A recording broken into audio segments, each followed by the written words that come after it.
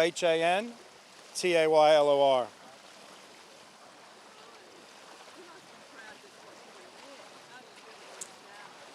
Oh, look, it's a privilege for me to, be in the position that I'm in and work with, lead, and support these young people and the work that they do in the pool and out of the pool to strive towards getting that opportunity first. Then when they get it, to the way they go about their business and executing their preparations. And so I'm so looking forward to seeing, them on the blocks and competing and representing Australia.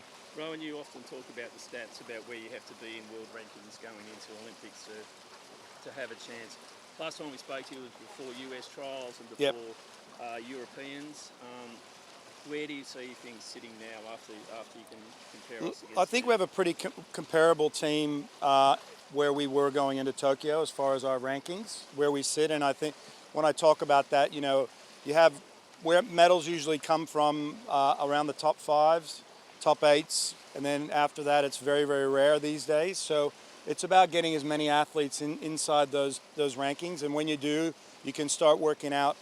Our goal as a team is to convert our performance from trials into this meet, which means swim just as fast or swim faster.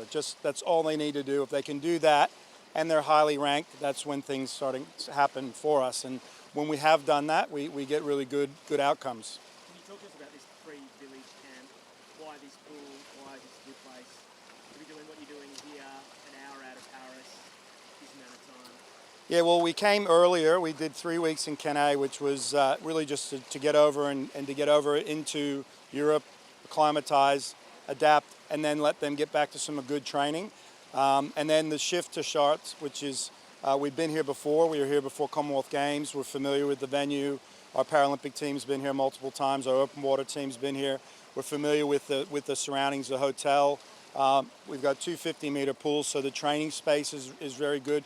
Now, the main things for us are training space, the accommodation, and the meals. And we've brought our own chef who was with us in Cannes and is working in the hotel as well. So we're dealing with the 3 main things that keep the athletes happy, keep the coaches happy, and actually just make sure that they can get their best preparation. And just out of scale of 1 to 10, is everything going to plan so far? Well, the athletes are the ones who are telling the story, to be honest. My role, my team's role, the leadership team's role is to create the environment that allows them to get themselves ready for performance.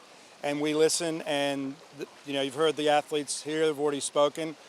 We give them every opportunity to share with us on a regular basis if there's things they need. We call it removing barriers, and so far I'm very happy with where it is. We've made this shift into this environment. We've now introduced the team, the legacy, the history of the team. We've got a lot of imagery around.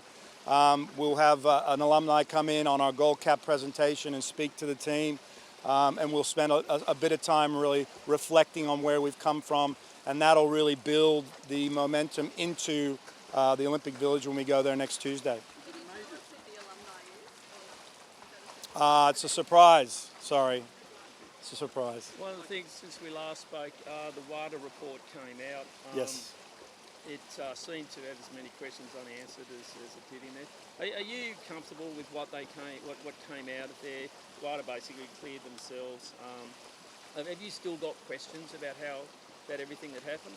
Well, I've left that up to Swimming Australia executive in Rob Woodhouse and Greg Shaw, and just kept focused on this Paris preparation. So for me, that's what I've been focused on.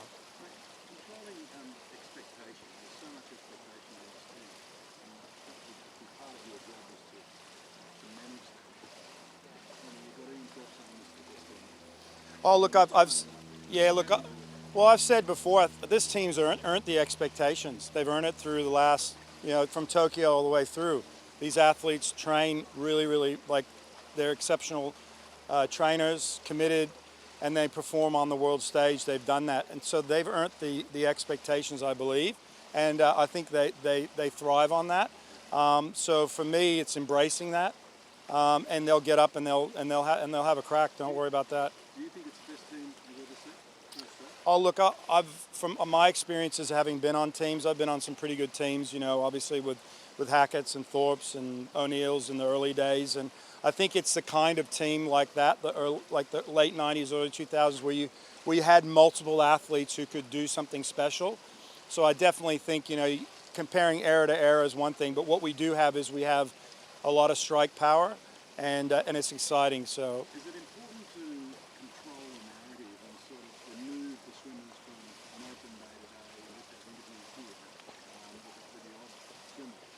Is that part of it, trying to keep a lid on it? I'm not sure that was really. It was just to provide an opportunity for you to speak to the athletes. That I think there'll be some select athletes when we have open days. I think I'm just trying to remember when we made the decision. I think we just picked the day and said this is when we're coming in and picked the time. So I didn't personally have a thought about keeping everybody away from the athletes training. I definitely know that we want to keep as many distractions away from them as possible. So that's a general kind of goal of ours. Yeah. How would you define the rivalry between Australia and the US? Well, I think the Americans are the standard of the sport. So the Americans have been, won the medal count in the Olympics since 1956 was when we topped it. So as far as being the best country, they are, and they deserve it. They've got the depth, they've got the performances. As a whole, in every event, they'll have somebody who can get on the podium. So our athletes have rivals with Canadians, with Great Britain, with China, with Germany. So the rivalries are within the rivalries. I think when it comes down to relays, obviously we pride ourselves in relays. That's probably where you see a bit more of the team stuff.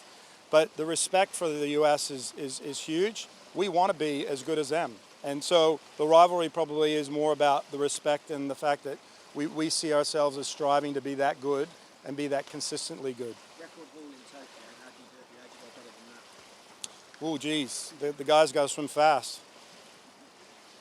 You've made no secret you want to win medals in all 7 relays. Yep.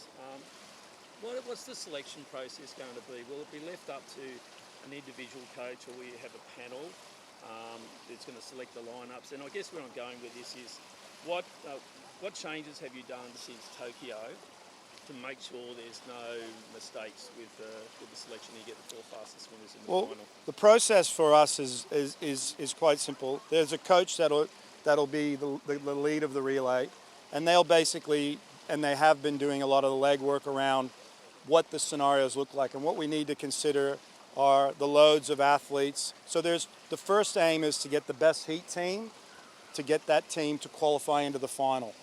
And we have some events where we have a lot of options. So we have to work out those options. And then we have some events where our options are limited, where we might need to go with our A team, and we need to work that through. So the first thing is establishing that's the case. Come up with your best heat team. We then meet, and we've met multiple times now with the relay coaches, and the panel. There's 4 of us who meet with the relay coach, and we discuss the meet in itself. So, for instance, our medley relay. Just to give you an example, our mixed medley relay is one of those ones where you can't pick it now. You just can't, because we don't know who's going to be doing what, when, and where. But we do know on the day of the mixed medley heat that some of our big hitters who may be considered are going to be swimming. So we've got to look at alternatives. So as we work through the meet, we'll build strategies and meet with those relay coaches. I presented to the full coaching staff last night where we're at with that. And then that will go to the team, which is we're going to have our relay heat team finalized by this day. We'll know who it is, and we'll announce it then.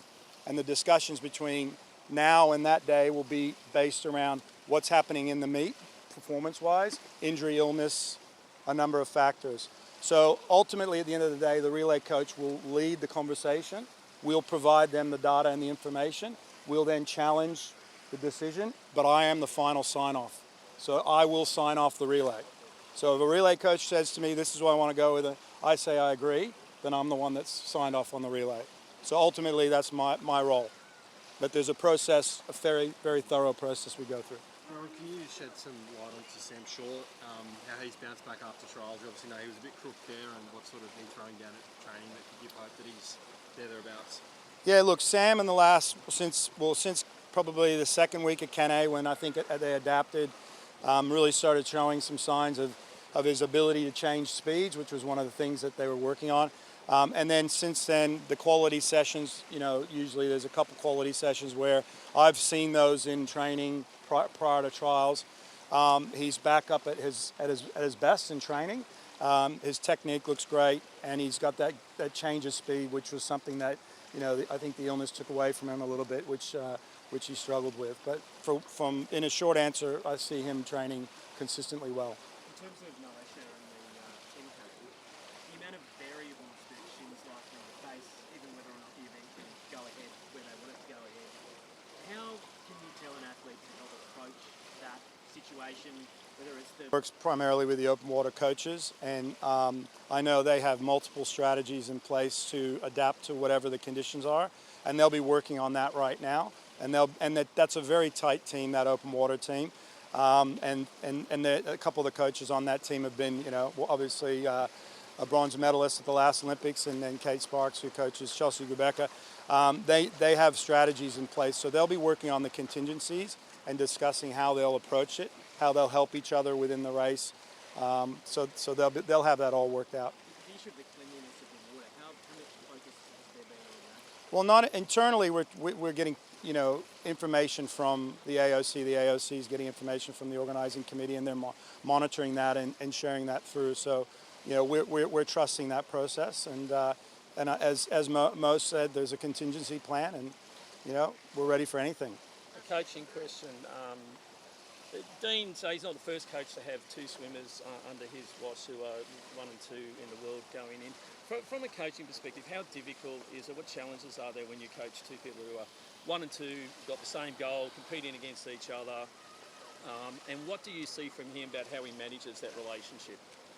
Oh, I think Dean just has a really good emotional intelligence skill, which is to understand each person, and he calls it a key. He has the key to each person, and he spends the time with them, the equal amount of time, and works on them. And they've got very different ways that he deals with them, and so he's very good at doing that. He doesn't do it in one fashion. So I think that's the art of what Dean Boxall brings, and he was under Michael Ball, and Michael Ball is a genius at it as well.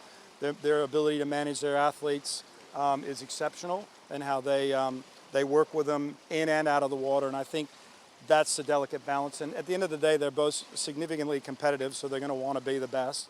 And I think it's about allowing that to be there, but obviously being fair across both people.